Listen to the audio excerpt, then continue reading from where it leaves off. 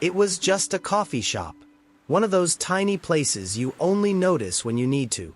And that day, all I needed was to escape. The rain had started suddenly, like the sky had broken open. And honestly, it felt like something inside me had broken too. I ran without thinking, just looking for shelter. I walked into that little cafe soaked to the bone, shoulders tight and carrying a tiredness that wasn't just physical. The place smelled like strong coffee, fresh bread, and old wood. Warm, yellow light gave everything the feeling of a memory, even though I'd never been there before. I sat near the fogged-up window and watched the raindrops racing down the glass. And in that quiet, in that space between the noise outside and the noise inside, I realized, this was it. Not that I knew what was about to happen, but something about that moment felt aligned. Like time had paused just for me. The truth is, I'd been having this strange feeling for days. A thought that kept looping in my head. My life is going to change in an unexpected place. I didn't know where it came from. I just knew it felt real. And looking back now, it makes perfect sense. Because we don't stumble into destiny. We attract it. With thoughts. With energy. With intention. And sometimes, the universe picks a hidden coffee shop on a rainy afternoon to change everything. Before that coffee shop, my life felt suspended. Like I was stuck between a past that wasn't coming back and a future that just refused to arrive. I had lost my job 3 months earlier. Not because I messed up. Not because I failed. The company let half the team go, restructuring, they said. But to me, it felt like they were really saying, you're no longer needed. At first, I tried to stay hopeful. I sent out resumes, updated my profile, even made a spreadsheet with daily job goals. But days turned into weeks. And the replies? Silence. One afternoon, I went to a job interview at this fancy co-working space. I dressed like it was the most important day of my life. The interviewer barely looked at me, talked over me, asked something ridiculous about how I plan to impact the industry in 5 years. Then said, "We'll be in touch." They never were. I went home, kicked off my shoes in the hallway, and just stood there in the dark. The only sound was the hum of the fridge. And I stood there, asking myself if this was it. I started avoiding friends. Told them I was reassessing some things. But the truth, I felt invisible. Some days, I couldn't find a reason to get out of bed. Others, I'd walk to the bakery just to feel human for 5 minutes. And at night, I begged the sky for help. No fancy words. Just a whisper. Please, show me there's still a way. But all I got was silence. And still, somehow, a small part of me refused to die. Even exhausted. Even lost. There was a quiet voice inside me that kept saying, "This isn't the end." The shift didn't come like thunder. It came as a whisper on an ordinary night, while I was scrolling through YouTube, trying to silence my mind. It was late. The only light in the room came from the blue glow of my screen. I was slouched on the couch in the same clothes from the day before, holding an empty glass, head heavy, soul heavier. That's when the algorithm, or maybe the universe, dropped a video into my feed. The title caught my eye like a dare. Your life can change from where you least expect it. I clicked, half skeptical, half desperate. A woman was sharing her story. She spoke with a calmness that annoyed me at first. But then, something in her voice started to move me. She said that in her lowest moment, she began repeating a single sentence every day. A new chance will come. I don't know how, but it's on its way. She talked about the power of feeling, of emotion, of aligning with something that hasn't happened yet, but living as if it already had. I paused the video, and just sat there, staring at the ceiling. And I cried. Not from sadness. From something else. Like a part of me was finally being seen. The next morning, I wrote my own sentence. Not copied, not borrowed, just something that came from deep within. A new opportunity will come from where I least expect it. I am ready. I taped it to the wall above my bed. And for the first time in months, I felt movement. Not outside me, within me. I began saying it every morning, not with fake enthusiasm, but with quiet, steady intention. I looked myself in the mirror, even with tired eyes, and spoke it like a vow. In the beginning, it was just a ritual, but little by little, it became an anchor, a reminder that something bigger was on the way. My days started to take on a new shape. Before I even reached for my phone, I'd sit on the edge of the bed, hand over my heart, and say, "A new opportunity will come from where I least expect it. I am ready." At first, it felt silly. There were mornings when I mumbled it, my voice shaky, wondering if I was just talking to the air. But there was something comforting in the repetition, a quiet presence, like I was sending out a signal, and maybe something, or someone, was listening. Soon, I built tiny rituals around it.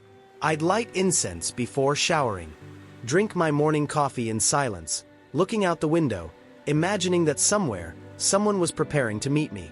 I started walking through the city differently, not rushing, just noticing. A bookstore I'd never entered, a street musician playing something haunting, a stranger's glance that lingered for a second too long. I carried a little notebook with me. Every day, I wrote down not what I wanted to own or achieve, but how. I wanted to feel grounded, inspired, chosen, aligned. At night, I practiced gratitude, even on days that felt heavy. One kind smile from a cashier, a song that randomly played and made me cry. I'd whisper, "Thank you. More of this, please." Small things started happening. A woman on the train who told me, out of nowhere, that change always begins with courage. A self-help book that fell off a shelf in a shop. The chapter it landed on was titled, "Begin Anyway." An old email I stumbled upon that made me think differently about a past connection. None of these were answers, but they were signs, like breadcrumbs, leading me towards something I couldn't yet see, but could already feel. Not everything was light. In fact, the more I practiced, the louder my mind pushed back. There were days I asked myself, am I just deluding myself because I'm too scared to face the truth? One Saturday night, it hit me hard. I'd seen a post on social media. An old colleague was moving abroad, recently promoted, smiling in front of some fancy office building. Meanwhile, I was home alone, wearing yesterday's clothes, holding a glass of water like it could protect me from crumbling. I snapped. I ripped pages from my notebook, tore the affirmation off the wall, said out loud, "That's it. I'm done believing in fairy tales." That weekend, I disappeared into the couch, binged shows for hours, ate whatever I could find, ignored the world. I didn't say my affirmations, didn't visualize, didn't care. I was tired of being strong. But Monday morning, I woke up different. Not lighter, not clearer, just still. I stood by the window. The sky was gray, like it was waiting for me to say something first. Then, without thinking, I walked back to my desk, pulled out a clean sheet of paper, and rewrote the phrase, "A new opportunity will come from where I least expect it. I am ready." This time, I wrote it slower, with more weight, not out of hope but out of honesty. I said it again, not loudly, not like a chant, but to myself, deep inside, not to change the world, but to remind myself that I was still here, still breathing, still willing to believe, even without proof. And something subtle shifted. The heaviness didn't vanish, but it started to move. And so did I. It was a Wednesday afternoon, one of those days that starts warm and ends with the sky breaking open. I had no real reason to leave the house. But something in me, a kind of tug, told me to go for a walk. No phone, just a hoodie, my keys, and this sense that maybe I needed to move. Even if I didn't know where. The city smelled like wet pavement and coming change. I wandered aimlessly until the first drops of rain hit. And then, downpour. The kind that feels cinematic, like it's washing something more than just the streets. I ran, arms over my head, and ducked into the first place I saw. A tiny coffee shop, tucked between two buildings I swear I'd never noticed before. A little bell rang as I pushed the door open. Warmth hit me like a blanket. It smelled like fresh coffee and something sweet baking in the back. The barista gave me a kind smile. I ordered a black coffee, still dripping from the rain, and sat by the window, watching the storm through glass blurred with condensation. Next to me, an older man was reading a book. Salt and pepper hair, round glasses, peaceful expression, like someone who knew how to listen to the world. He glanced over and said, "Escaping the rain, or the noise?" I smiled. "A little of both, maybe." He closed his book. We started talking, first about the weather, then books, then life. I don't remember how we got so deep so fast, but it felt like he saw me. At some point, he asked what I did. I hesitated, then said, "I'm somewhere between who I was and who I'm still figuring out how to be." He nodded, thoughtful, then said, "Have you ever thought of helping people find their way through that space?" I laughed nervously.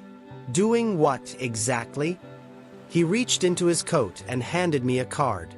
He worked with a small mentorship and training center, guiding people through transitions, coaching, purpose work. And for some reason, he said, he felt like I belonged there. Sometimes, he told me, life puts you in a dark place, so you can become the light for someone else. I didn't know what to say, but inside me, something clicked, like a compass that had been spinning for months, finally pointed somewhere. I said yes to the invitation, not out of excitement, but out of curiosity. I wasn't jumping in with blind faith. I just felt something. A pulse. A quiet, unfamiliar yes inside me. The next week, I showed up at the center. It wasn't some shiny corporate space. It was small, warm, filled with books, plants, and handwritten quotes taped to the walls. People greeted me like they'd known me for years. And for the first time in a long while, I didn't feel like I had to prove anything. I sat down with a man from the cafe. His name was Elias. We talked for hours about life, direction, what it meant to help someone not by teaching, but by listening. Then he asked me a question I'll never forget. If you could use your own pain to guide others through theirs, how would you do it? That question followed me home like an echo. I couldn't stop thinking about it. Over the next few weeks, I started attending workshops, group circles, team planning sessions. At first, I just listened, observed. But then someone told a story, almost exactly like mine. And I spoke up, not as an expert, just as someone who understood. And something in the room shifted. People looked at me like I mattered, like I was needed. That was the beginning. Soon, I was co-leading sessions, writing reflection prompts, helping design programs for people in life transitions, just like I'd been not so long ago. I woke up differently. I walked differently. I spoke differently. Not because I had made it, but because I had found myself in service. And it all started in a random cafe during a rainstorm. I went back there once, months later, sat at the same window, coffee in hand, sunlight streaming instead of rain. And I smiled, because I realized the universe knew all along. It wasn't me who found that cafe. It was that moment that found me. Looking back now, I see it clearly. The real miracle wasn't the offer. It wasn't the job or the new life path. It was what changed inside me before any of that happened. I had to lose everything I thought defined me, to discover who I truly was. And even more than that, I had to learn how to listen. To the stillness. To my body. To the subtle signs the universe had been sending all along, even when I thought nothing was happening. Because real faith, it's not loud. It's not flashy. It's what survives the silence. It's lighting a candle in the dark, even when you're not sure anyone will see it. That's what I learned. The universe is always speaking, but it speaks softly. It waits for us to be still enough, open enough, ready enough to receive. And sometimes, everything starts with something tiny. A phrase said out loud with shaky belief. A walk with no destination. A cup of coffee during a rainstorm. There's no such thing as coincidence. There are only moments your soul has already chosen, and your heart recognizes when the time is right. If you've listened to this story and felt something, if a part of you whispered, "This is for me," then maybe this was your sign. Maybe your coffee shop is right around the corner. Maybe your random moment is already on its way. You are not alone. The universe is listening.